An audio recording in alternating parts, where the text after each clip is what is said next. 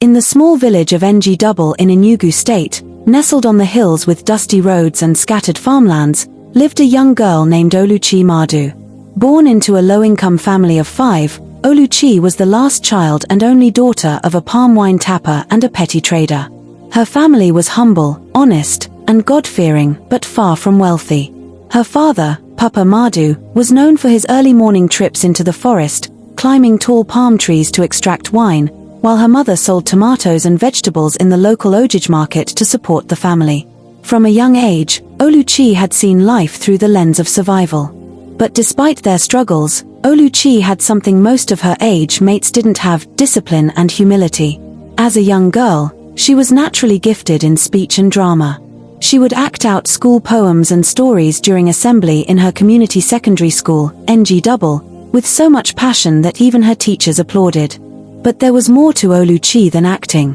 Her encounter with Christ. One day, during the annual Deeper Life December retreat, a sister named Chidinma, a youth coordinator, invited Oluchi to come along. Oluchi wasn't particularly religious at the time, but something about Chidinma's calmness and kindness convinced her to attend.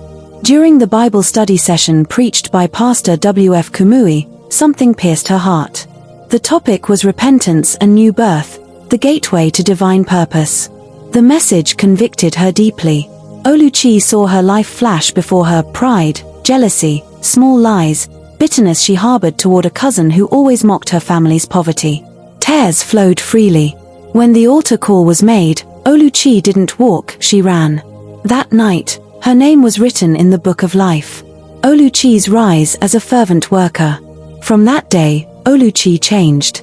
She joined the Deeper Life Youth Church in Ngdouble and began attending every youth Bible study, prayer meeting, and evangelism outing. She was zealous, always front row, taking notes and asking questions about how to please God.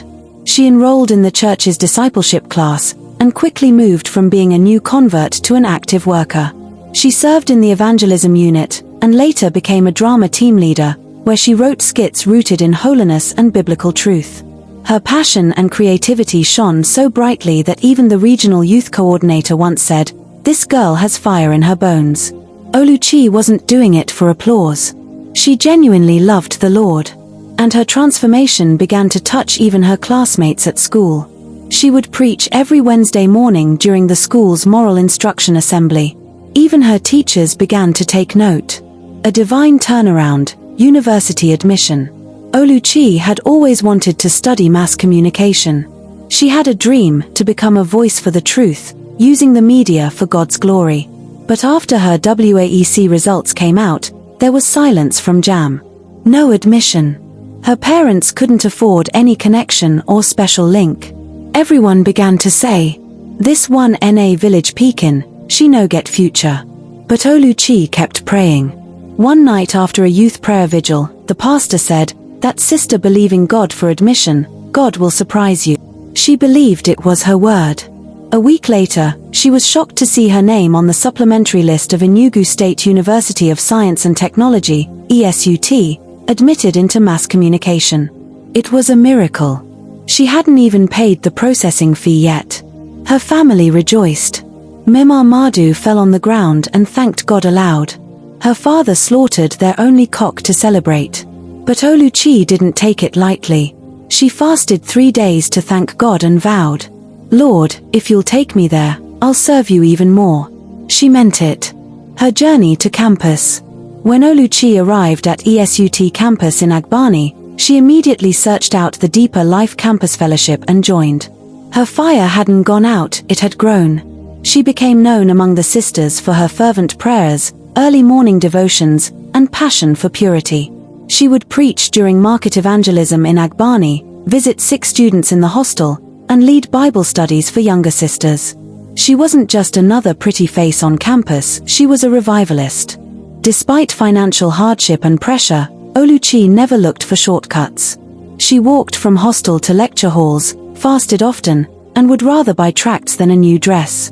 Her lecturers began to notice her brilliance. Some even said, "You should be on TV. You have the voice and face for media." Little did she know what was about to come her way, a major test of her conviction and consecration. It was Oluchi's final year at Enugu State University of Science and Technology, ESUT. By now, she had grown into a confident, articulate, and graceful woman, still committed to the Deeper Life Campus Fellowship, still evangelizing and organizing drama outreaches, but also excelling in her mass communication studies. During the annual Mass Comm Showcase Week, students were required to present individual projects to industry professionals visiting from across Nigeria. Oluchi performed a short but powerful spoken-word drama titled The Price of the Crown, a story about a young girl who gave up worldly success to follow Christ. The entire hall went silent. When she finished, the audience gave her a standing ovation.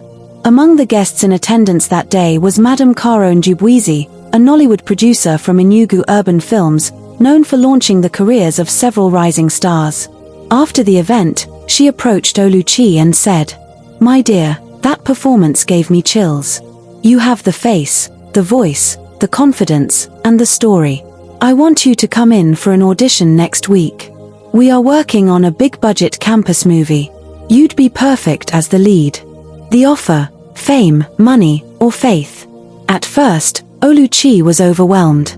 She hadn't expected this kind of attention. Everyone in her department began to cheer her on.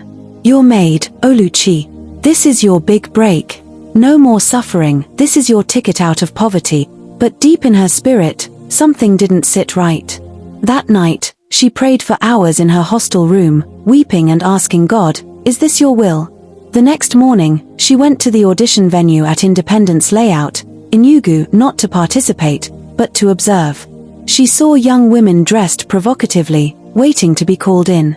Some were practicing sensual lines. Others were flirting openly with the crew. Then came the script. When it got to Oluchi's hands, her heart sank. The lead character was a seductive university girl who lured men and later got saved. The role required a passionate kissing scene and several modern outfits. Oluchi gently folded the script and left. She didn't wait to be called in. She had heard enough. Her decision: "I will not compromise." That evening, Madam Caro called her. "We didn't see you audition. You don't know what you're missing, my dear. We can work around your religious beliefs. Just dress the part for the role after all, it's just acting." Oluchi politely but firmly responded, "Ma, I am a Christian not just by name, but by lifestyle. I cannot represent something on screen that dishonors God. My calling is higher than entertainment. I belong to Jesus." There was silence on the other end. Then Madam Caro scoffed and said, "You church people will die poor. When reality hits, you'll regret this." But Oluchi felt peace. The reward of obedience. The news of her rejection of the Nollywood offer spread on campus. Some mocked her. Oversabai church girl. She threw away her future for religion. But others, quietly, began to respect her. A month later, during the ESUT Chapel graduation Thanksgiving, she was invited to perform the same spoken-word piece, this time in front of the State Commissioner for Information. The Commissioner was so moved, he invited her to intern with the Enugu Broadcasting Service, EBS. She would later get hired there after NYSC and work as a producer for a Christian talk show that reached thousands weekly. Moral lessons. 1. Fame without faith is failure in disguise. 2. Not every open door is God's door, some lead to compromise and shame. 3. Holiness may not be popular, but it is powerful. 4. God always rewards obedience, sometimes not immediately, but surely. 5. Don't trade your crown for crumbs. The stage of the world can't compare with the glory of heaven. Are you ready to stand like Oluchi? Or will you sell your values for vanity? Stay tuned for more stories that inspire, challenge, and remind us that holiness is still God's standard.